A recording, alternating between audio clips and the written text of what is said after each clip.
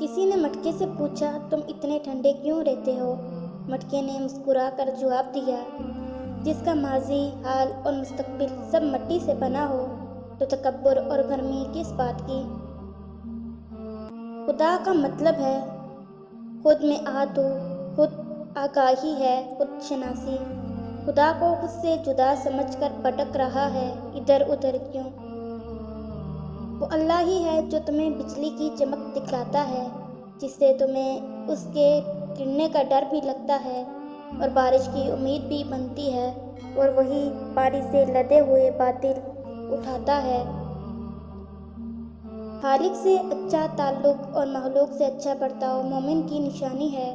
کھانا پینا سونا سانس لینا ہی تو زندگی نہیں، دوسروں کے دلوں میں زندہ رہنا، ان کی دعاؤں میں زندہ رہنا اصل زندگی ہے۔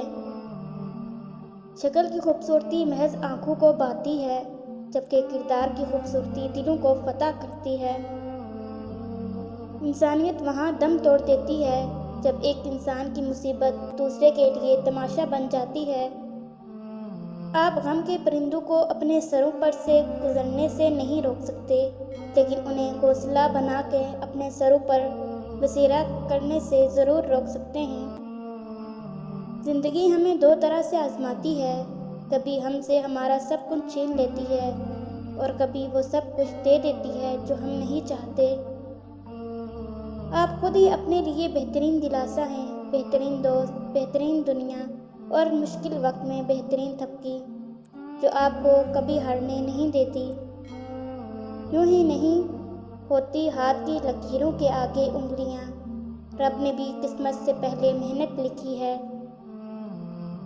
عجیب رشتہ رہا کچھ اس طرح اپنوں سے، نہ نفرتوں کی وجہ ملی نہ محبتوں کا صلہ ملا۔ خوش فہمیوں کے سلسلے اتنے دراز ہیں کہ ہر اینٹ سوچتی ہے دیوار مجھ سے ہے۔